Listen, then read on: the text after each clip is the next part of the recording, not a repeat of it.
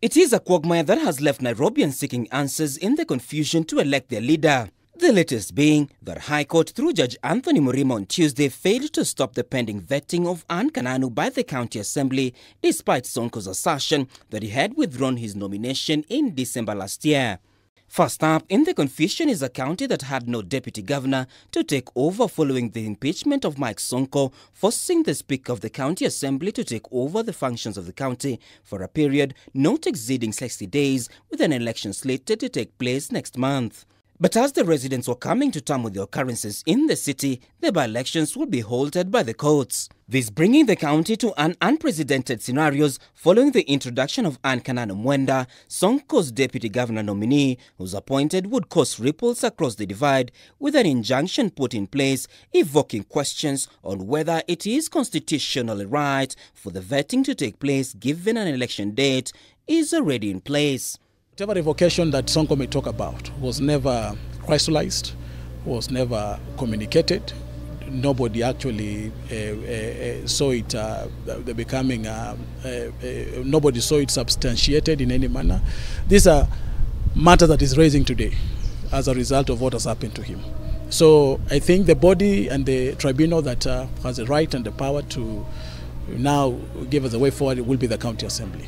Scenario 2 would involve an instance where Sonko withdraws his case that blocked the by-election from being undertaken in Nairobi, as he alluded over the weekend, and in such instance, this would happen. If the court finds out that truly Kananu was validly nominated or appointed by Sonko to the position of a deputy governor, and that the process of clearing him and vetting him has gone on successfully, it's been clear to be a deputy governor, then we have to go back and look at the law. In the event that the governor is unable to dispense of his duties by way of all the issues described under the Constitution, then what next? Then it means that the deputy governor assumes the position of a governor. Scenario 3 is whether the government through the acting speaker would sign deeds that would move all other functions of the county to NMS, and whether it will be constitutionally viable. What you can only do basically is to work hand in hand with NMS, and of course that may call for him to secede some powers, or rather to have NMS actually cover some areas which were not covered earlier on.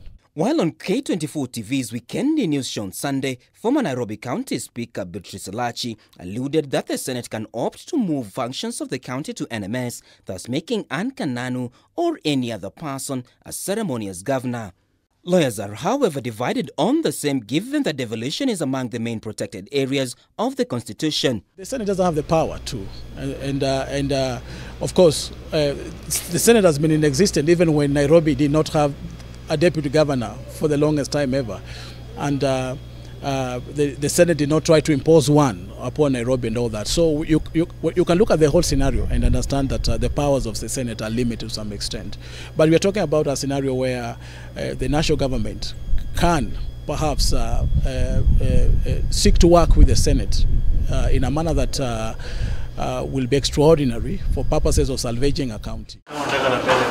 Kenyans so far have been left as spectators in the events and the conglomeration of confusion within the city under the sun, with more questions lingering through their minds as to what happens to the by-election currently in its climax, with preparations in top gear from both the candidates and the election body IEBC, which pundits say does not want to be caught flat-footed in the event suspension of the Gazette notice for the February election is lifted.